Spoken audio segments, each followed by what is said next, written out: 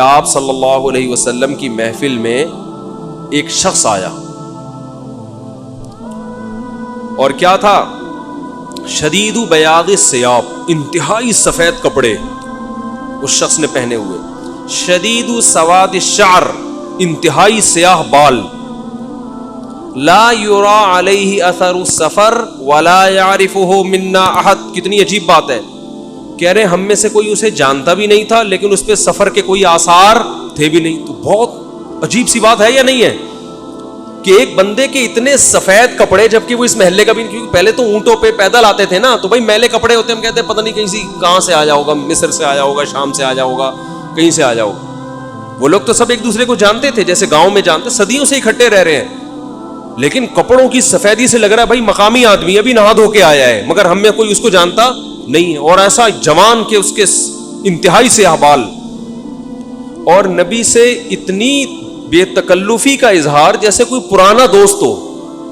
حتی اسند رکبتیہ الی رکبتی ووضع کفیہ علی فخذیہ، اپنے گھٹنے نبی کے گھٹنوں کے ساتھ ملا دیے، ایسے دو زانوں چپک کے بیٹھ گیا، اور اپنے ہاتھ اپنی یا نبی کی ران مبارک پہ رکھ دیے۔ تو کتنا عجیب منظر ہے، لیکن حضرت عمر فرماتے ہیں ہم میں یہ گویا حدیث کا مفہوم ہے کہ ہم میں ہمت نہیں ہوئی کہ نبی سے پوچھے کہ یہ کون ہے۔ بھائی دیکھ رہے ہیں بس جو بھی منظر ہے دیکھتے رہو، ہو کیا رہا ہے بھائی، نبی جب نہ اس کو ڈانٹ رہے ہیں نہ اسے کچھ کہہ رہے ہیں، ہوگا کچھ ہمیں نہیں پتا۔ اور پھر آگے کیا فرماتے ہیں کہ نبی سے سوال پوچھا، یا محمد اخبرنی عن الاسلام، آپ مجھے بتاؤ اسلام کیا ہے۔ تو آپ صلی اللہ علیہ وسلم نے بتانا شروع کیا، الاسلام ان تشہد لا الہ الا اللہ وان محمد رسول اللہ۔ سب صحابہ بیٹھے ہوئے ہیں، سب یہ منظر دیکھ رہے ہیں، مگر کسی کی ہمت نہیں ہے کہ وہ نبی کی مجلس میں پوچھ لیں۔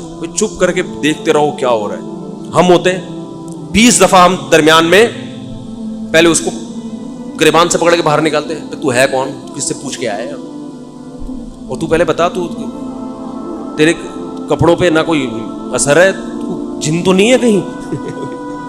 بھائی دیکھ رہے ہیں کہ جب نبی کچھ نہیں کہہ رہے تو سب سے زیادہ اعتراض کس کو ہونا چاہیے تھا؟ نبی کو۔ تو نبی ہم سے زیادہ جانتے ہیں، تو جب وہ خاموش ہے تو ہم بھی کیا کریں؟ چپ کر کے بیٹھے رہے، آرام سے خاموشی سے بیٹھے رہے۔ اور پھر کتنا عجیب منظر کہ گھٹنے نبی کے گھٹنوں مبارک کے ساتھ ملا کے پوچھ رہے ہیں کہ اخبرنی عن الاسلام، آپ بتاؤ مجھے اسلام کیا ہے۔ تو آپ نے فرمایا اسلام یہ ہے کہ گواہی دو کہ اللہ کے سوا کوئی عبادت کے لائق نہیں، اور محمد صلی اللہ علیہ وسلم اللہ کے بندے اور رسول ہیں، وَتُقِيمَ الصَّلَاةَ وَتُؤْتِيَ الزَّكَاةَ وَتَصُومَ رَمَضَانَ وَتَحُجَّ الْبَيْتَ إِنِ اسْتَطَعْتَ إِلَيْهِ سَبِيلًا، رمضان زکات دو، رمضان کے روز نماز قائم کرو، زکات دو، رمضان کے روزے، اور استطاعت ہے تو حج کرو۔ فرماتے ہیں اس نے کہا صدقتا، اے محمد آپ نے سچ کہا۔ حضرت عمر کہتے ہیں ہمیں اور عجیب، فعجبنا یسألہ ویصدقہ، بھائی سوال بھی پوچھ رہا ہے اور خود ہی کہہ رہا ہے سچ کہا، تو یہ تو امتحان لینے کے لیے آیا ہے، اور امتحان کس کا ہو رہا ہے؟ معاذ اللہ پیغمبر صلی اللہ علیہ وسلم کا۔ بھائی جو سوال پوچھتا ہے وہ یہ تو نہیں کہتا کہ آپ نے جواب بالکل صحیح دیا ہے، اس کا مطلب آپ کو تو پہلے سے پتا تو پوچھ کیوں رہے ہیں ہم سے۔ لیکن کسی صحابی میں یہ ہمت نہیں ہو رہی کہ نبی کے محفل میں سوال پوچھیں کہ یا رسول اللہ جب یہ پوچھا کیوں اس نے، یہ تو معاذ اللہ آپ کا امتحان لینے آیا کوئی۔ پھر اس نے پوچھا، جبریل، وہ بعد میں پتا چلا وہ فرشتے جبریل علیہ السلام تھے، پھر پوچھا کہ مل ایمان کیا ہے، مل ایمان۔ تو انہوں نے آپ صلی اللہ علیہ وسلم نے فرمایا ایمان یہ اللہ پر، اس کی کتابوں پر، اس کے رسولوں پر، اس کے فرشتوں پر، آخرت کے دن پر، تقدیر پر ایمان لایا جائے۔ صدقتا، سچ کہا۔ پھر انہوں نے پوچھا کہ احسان کیا ہے، پھر آپ نے فرمایا ان تعبد اللہ کأنک تراہ فإن لم تکن تراہ فإنہ یراک، اللہ کی ایسے عبادت کرو جیسے تم دیکھ رہے ہو، کیونکہ وہ تو تمہیں دیکھ رہا ہے۔ صدقتا، اس نے کہا بالکل سچ کہا۔ کہا متی الساعہ، قیامت کب آئے گی؟ تو آپ صلی اللہ علیہ وسلم نے یہ نہیں فرمایا لا ادری، مجھے نہیں پتا، کیونکہ آپ کو معلوم تھا کہ جیسے مجھے نہیں پتا سامنے والے کو بھی نہیں پتا، سمجھ رہے ہو، یہ کسی کو بھی نہیں پتا۔ تو یہاں آپ نے جواب میں یہ نہیں کہا مجھے معلوم نہیں ہے، بلکہ آپ نے بتا دیا کہ جیسے تمہیں معلوم نہیں ہے، یہاں تم صدقتا نہیں کہہ سکتے، جیسے مجھے معلوم نہیں ہے تمہیں بھی، اس لیے آپ نے فرمایا مل مسئول عنہا بأعلم من السائل۔ عربی بڑی خاندانی زبان ہے، خدا کی قسم، عربی جو ہے نا بڑی پیاری زبان ہے، کسی کو صحیح آتی ہو تو عربی کی بلاغت کا عربی میں ہی مزہ ہے، مل مسئول عنہا بأعلم من السائل، جس سے پوچھا جا رہا ہے وہ پوچھنے والے سے زیادہ نہیں جانتا. جس سے پوچھا جا رہا ہے وہ پوچھنے والے سے زیادہ نہیں جانتا. قرآن کی بعض آیتیں ایسی وجد والی ہیں نا کہ مزہ آتا ہے ان کو پڑھنے میں. جو موسیٰ علیہ السلام کو اللہ نے کہا تھا نا قلنا لا تخف انک انت الاعلی، اس کا اردو میں ترجمہ نہیں بنتا.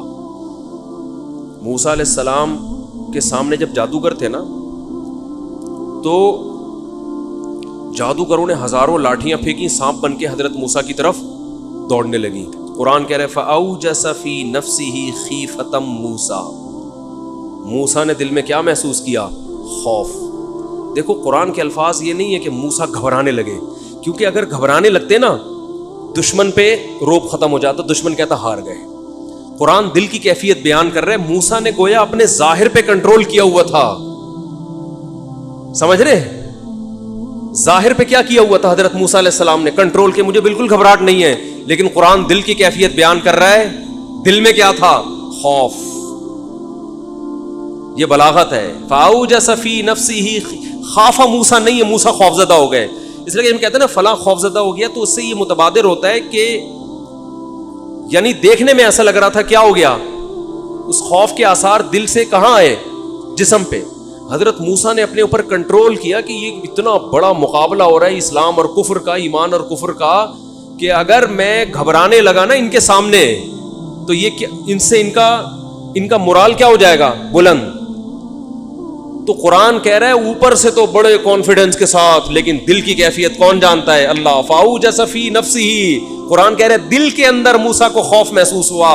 قُلْنَا، ہم نے کہا، ہم نے کیا کہا؟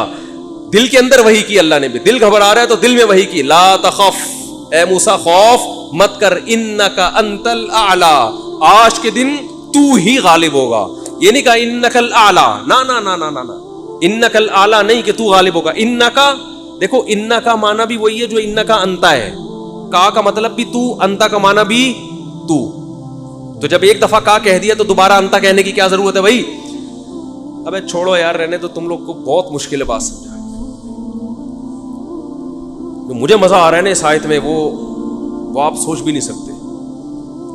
قرآن یہ نہیں کہہ رہا انک الاعلی کہ تو کیا ہو جائے گا، تو ہی برتر ہوگا، تو ہی غالب ہوگا. انکا انتا، یہ تاکید کے لیے، اے موسیٰ تو، صرف تو، ٹھیک ہے نا، اکیلا. الاعلی، اور اعلی بھی نہیں ہے. اصولی طور پر خبر پر الف لام داخل نہیں ہوتا. گرامر کے لحاظ سے اصولی طور پر انکا انتا اعلی ہونا چاہیے، یا انکا، سوری انتا نہیں، انکا اعلی. مبتدا معرفہ ہوتا ہے، خبر کیا ہوتی ہے؟ نکرہ. سمجھتے نہیں ہو بات کو؟ جب پڑھو گے نہیں رات کو تو سمجھو گے نہیں بات کو. انکا اعلی ہونا چاہیے، اے موسیٰ تو غالب آ جائے گا، یہ مطلب ہوگا سیدھا سیدھا ترجمہ اس. اللہ نے اعلی پہ الف لام لگا دیا. الف لام جب لگتا ہے نا کسی، تو وہ کسی اسپیسیفک چیز کو کہتے ہیں. جیسے کتاب کا مطلب کوئی بھی کتاب، الکتاب کا مطلب کوئی اسپیسیفک، کوئی خاص کتاب. آپ جب کہتے ہیں بندہ آیا ہے، بچے گھر میں آ کے بتا رہے ہوتے ہیں پنجاب میں بندہ آیا ہے، کراچی میں کہتے ہیں آدمی آیا ہے کوئی. یہ بندہ کا لفظ پنجاب سے امپورٹ ہوا ہے. کراچی میں لوگ کہتے تھے کوئی انسان آیا ہے، کوئی آدمی آیا ہے، تو پنجاب میں کیا کہتے ہیں اس کو؟ بندہ آیا ہے. اچھا شگون کے انسان کا بچہ بن جائے وہ بندہ بن جائے، ٹھیک ہے نا. تو ہم جب کہتے ہیں کوئی بندہ آیا ہے، یہ ایک بندہ آیا ہے، تو وہ ان نون ہوتا ہے. ابو کو بتا رہے ہوتے ہیں ابو ایک انکل آئے ہیں، اس کا مطلب کیا ہوتا ہے؟ کوئی ہے. لیکن اگر ایسا بندہ آیا ہو جس کا آپ کو پتا ہو، یعنی پہلے آ چکا ہو اور آپ اس کے انتظار کر رہے ہو، وہ اسپیسیفک وہ بندہ آ چکا ہو، تو عربی میں کہیں گے البندہ. بندہ عربی کا لفظ نہیں، لیکن میں سمجھانے کے لیے. جاء رجل یو سڑے راغلے، یو سڑے کہیں گے نا، یو آ سڑے راغلے، موقع دے کے بھاگ لے. ایک بندہ آیا ہے. جاء الرجل، تو اس کا مطلب وہ ایک مخصوص بندہ ہے جس کا پہلے سے آپ کی کھوپڑی میں تصور ہے. تو قرآن کہہ رہا ہے انکا انت الاعلی. الاعلی کا مطلب کہ جب مقابلہ ہو رہا ہے نا تو جو شخص برتر آنے والا ہے لوگوں کے ذہن میں گویا کہ اس کا ایک تصور ہے کہ ایک نہ ایک جیتے گا, تو وہ جو جیتنے والا مخصوص شخص ہے آپ کے علاوہ کوئی بھی نہیں ہے وہ, اور صرف آپ ہی ہو. الاعلی کون ہے آج؟ الاعلی, اعلی نہیں بلکہ الاعلی کون ہے؟ پورا ترجمہ ہو نہیں سکتا اس کا. وہ کون ہے؟ اے موسیٰ صرف اور صرف تو ہی ہے, تو لا تخف, تجھے خوف زدہ ہونے کی ضرورت نہیں ہے. تو کیا بات کر رہا تھا میں, یہ آیت کہاں سے آ گئی؟ ہاں, تو یہی نبی صلی اللہ علیہ وسلم نے جو فرمایا نا, مل مسئول عنہا بأعلم من السائل, یہ بھی کیا ہے؟ بلاغت ہے. جس سے پوچھا جا رہا ہے وہ مسئول سائل سے زیادہ نہیں جانتا. تو پھر حضرت جبریل نے, وہ جو انسان تھے وہ جبریل تھے, انسان کی شکل میں آئے تھے, انہوں نے پوچھا کہ علامات بتائیں, تو آپ نے فرمایا ان تلد الامۃ ربتہا.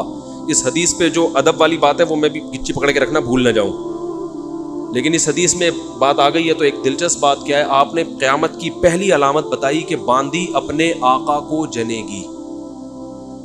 یعنی لونڈی اور غلام سے جو بچہ پیدا ہوگا وہ ماں کا بیٹا کم اور ماں کا باپ بولو زیادہ, ماں کا مولا اور ماں کا آقا زیادہ ہوگا. غلام کی مثال نہیں دی کیونکہ غلام مرد ہوتا ہے نا, اس پہ تصرف تھوڑا سا پھر بھی کم ہوتا ہے, یعنی وہ آپ کی ملکیت میں ہوتا ہے لیکن اس پہ کنٹرول کم ہوتا ہے کیونکہ آدمی ہے. جب عورت آپ کی ملکیت میں ہوتی ہے, لونڈی, اس پہ وہ تو کمزور ہے نا, اس پہ کیا ہوتا ہے آپ کا تصرف زیادہ. تو جو مکمل غلام اور باندی تھی وہ جب جنے گی جس نسل کو, تو ہونا تو یہ چاہیے تھا کہ جس نے جنا ہے اس کا مقام اونچا, لیکن جس کو جنے گی نا وہی اس پہ کیا کرے گا. یعنی ماں کا تو ایسا حق ہے نا, ماں کو تو ساری دنیا جانتی ہے نا کہ ماں نے کیسے گود میں پالا, کیسے جنا, اور لوگ ماں کے تانے دیتے ہیں نا. حضرت موسیٰ علیہ الصلوۃ والسلام نے جب حضرت ہارون کی داڑھی پکڑ کے کھینچی ہے نا, جب حضرت موسیٰ علیہ السلام کوہ طور پہ گئے تورات لینے, پیچھے بنی اسرائیل نے بچڑے کی عبادت شروع کر دی. ہارون علیہ السلام کو نگران بنا کے گئے تھے کہ ذرا ان کی حفاظت کرنا, بڑے نالائق لوگ ہیں, دائیں بائیں نہ ہو جائے. تو جب واپس آئے تو دیکھا کہ وہ کیا کر رہے ہیں, بچڑے کی عبادت. تو حضرت موسیٰ کو سب سے پہلے غصہ کس پر آیا؟ حضرت ہارون پر. اپنے بھائی کی داڑھی پکڑ کے کھینچی کہ ما منعک اذ رأیتہم ضلوا, یہ گمراہ ہو رہے تھے, آپ نے روکا کیوں نہیں؟ تو حضرت ہارون نے کیا کہا, باپ کا واسطہ نہیں دیا بلکہ ماں کا. لا یبن اماں, اے میری اماں کے بیٹے, اے میری ماں کے بیٹے, کیونکہ یہ رشتہ فوراً سمجھ میں آتا ہے. ماں کا واسطہ کیونکہ محبت کی علامت ہے نا. ابا جو ہے نا وہ تربیت کے لیے اللہ نے بنائے, وہ محبت زیادہ ابا سے امیدیں نہیں لگایا کریں. ابا کی ایک الگ ویلیو ہے, محبت بہت زیادہ کرتے ہیں ابا, لیکن وہ جتلاتے نہیں ہیں. وہ کہہ رہے ہیں تمیز سے زیادہ لاڈ پیار دکھاؤ گے نا ابا, یہ ہو گیا تمیز سے بیٹھ وہاں جا کے آرام سے, ٹھیک ہے نا, جو بات ہے ادب تمیز. ماؤں کو زیادہ ادب تمیز نہیں, ماؤں کو لاڈ چاہیے ہوتے ہیں. تو اس لیے ابا محبت تو بہت کرتے ہیں لیکن وہ آسانی سے سمجھ میں نہیں آتی کیونکہ تعظیم اس پہ غالب ہوتی ہے. اماں کی محبت 2 منٹ میں سمجھ میں آ جاتی ہے. تو جب بھی واسطہ دیا جاتا ہے کس کا؟ اماں کا. تو حضرت ہارون بھی واسطہ کس کا دے رہے ہیں کہ بھائی ایک ہی ماں کے ہم دونوں اولاد ہیں, آپ اتنی سختی تو نہ کریں نا, ماں کا واسطہ دے رہا ہوں آپ کو, یبن اماں, اے میری اماں کے بیٹے. تو ماں جو اتنا قریبی رشتہ ہے, جس کی محبت سب کو سمجھ میں آتی ہے, اس کو غلام بنا لینا تو یہ کھوپڑی میں آنے والی بات نہیں ہے. لیکن حدیث میں کیا آتا ہے, قرب قیامت میں بیٹا کیا ہوگا, ماں پہ حکومت کرے گا, بیٹا ماں پہ حکومت کرے گا. تو ہونا تو یہ چاہیے تھا کہ جو جنے, وہ جس کو آپ جن رہے ہیں وہ کوئی ایک قسم کی لونڈی غلام ہو, ماتحت ہو, لیکن الٹا حساب ہو رہا ہوگا. تو یہ بھی پتہ چل رہا ہے کہ ادب مارکیٹ سے کیا ہونا شروع ہو جائے گا, شارٹ. مطلب حدیث کا یہی ہے کہ چھوٹے جو ہے نا وہ بڑوں کی جگہ ہو جائیں گے اور بڑے, اور یہ خدا کی قسم آج اپنی آنکھوں سے میں دیکھ رہا ہوں, زیادہ تر لبرل لوگوں کے گھروں میں دیکھ رہا ہوں, دیندار گھروں میں کم. باپ اور ماں اپنے بچوں کو اسکولوں میں 15-20 ہزار روپے فیسیں دے کر بدتمیز بنا رہے ہیں باقاعدہ پیسوں کے ذریعے. یعنی اسکولوں میں پڑھا رہے, ماڈرن اسکول ہیں, اور بہت ہی ماڈرن قسم کے اسکول جن میں مذہب نہیں ہے, بچہ انگلش بہت اچھی بول لیتا ہے, اور ٹھیک ٹھاک فیسیں دے کے کیا کر رہے ہیں, اپنی نافرمانی پیسے دے کے سکھا رہے ہیں. آج بھی میرے پاس ایک کیس آیا, کسی کو نہیں پتا چلے گا کس کی بات ہو رہی ہے. ایک صاحب نے کہا میں نے اپنی بچی کو ایڈمیشن کروایا, میں 20-20 ہزار روپے فیسیں دے رہا ہوں اور وہ چرس پی رہی ہے, وہ پتہ نہیں کتنے لڑکوں سے دوستیاں لگا رہی ہے. تعلیم کو فوکس کرنے کے چکر میں تہذیب کا بیڑا غرق کر دیا. یعنی گویا کہ پیسے دے کے باقاعدہ کیا کیا جا رہا ہے, اپنے بچوں کو خراب کیا جا رہا ہے. تو جنا بھی خود, احسان بھی خود کیا, اور نکلا کیا رزلٹ, وہی آپ پہ کیا کر رہا ہے حکومت, وہ آپ کی ایک بات ماننے کے لیے تیار نہیں ہے. تو یہ وہ دور ہے جس سے ہم گزر رہے ہیں. تو اس میں بھی ادب کی تلقین کی گئی ہے. جب کچھ اس طرح کے لوگ آتے ہیں نا میرے پاس, کہ باپ بیٹا بیٹھا ہوا ہوتا ہے اور باپ اپنے بیٹے کی شکایتیں کر رہا ہوتا ہے بڑے دھیمے لہجے میں کہ بچے کو غصہ نہ آ جائے, اور بیٹا جواب دے رہا ہوتا ہے بڑی اونچی آواز میں. یہ میں نے بہت دیکھ لیا ہے, بہت دیکھ لیا اپنی زندگی میں. اس سے مجھے فوراً وہ حدیث یاد آتی ہے کہ اس کو باپ ہونا چاہیے اور اس کو بیٹا. باپ کو یہ ڈر لگتا ہے کہ یار اب میری اولاد ہے, یار میں کوئی اونچی آواز سے وہ ایک دم میٹر نہ گھوم جائے. دیکھو یہ اولاد کے نالائق ہونے کی علامت ہے کہ آپ نے اپنے باپ کو یہ اتھارٹی نہیں دی ہے کہ وہ آپ کو ڈانٹ سکے. اگر آپ کا باپ آپ کو ڈانٹتے ہوئے گھبراتا ہے نا, خدا کی قسم یہ باپ کے خراب ہونے کی دلیل نہیں ہے, یہ اولاد کے خراب ہونے کی دلیل ہے. یہ اولاد کے خراب, وہ ڈر لگتا ہے اس کو کہ یار کچھ بول دوں تو ایسا نہ ہو ناراض ہو جائے. میں نہیں کہہ رہا اولاد پہ بیجا سختیاں کریں یا خام خامے ڈانٹ ڈپٹ کرتے رہے, اس سے تو ڈپریشن کے مریض بنتے ہیں.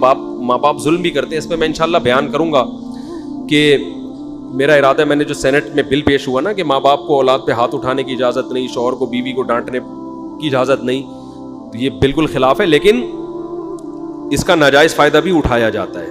تو ماں باپ کو بلا وجہ اولاد پہ ہاتھ اٹھانا شرعن جائز. آج ایک صاحب بحث کرنے لگے کہ مجھے اجازت دی ہے شریعت نے کہ میں اپنے بچے کو تھپڑ مار سکتا ہوں. میں نے کہا آپ کو اجازت شریعت نے نہیں دی ہے کہ بلا وجہ آپ اپنے بچے پہ ہاتھ اٹھائیں, اور خاص طور پہ نابالغ پہ.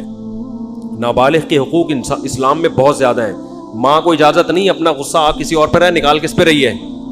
میں نے ماؤں کو دیکھا ہے, طبیعت خراب ہے, جھنجلا رہی ہیں, بچے کو پکڑ کے طبیعت سے کوٹ دیا اس کو بیچارہ.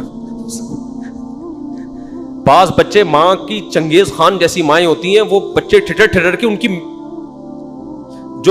جو گروتھ ہے نا وہی رک جاتی ہے ان کی. اتنا سختی کا ماحول انہوں نے گھر میں دیکھا ہوتا ہے. تو یہ نہ باپ کے لیے جائز ہے اور نہ ماں کے لیے. تو اس میں علماء کے واقعات بھی سناؤں گا کہ اپنی اولاد کو مارنے سے پہلے کیا ان کے اصول تھے کہ ہم زیادتی نہ کر بیٹھے.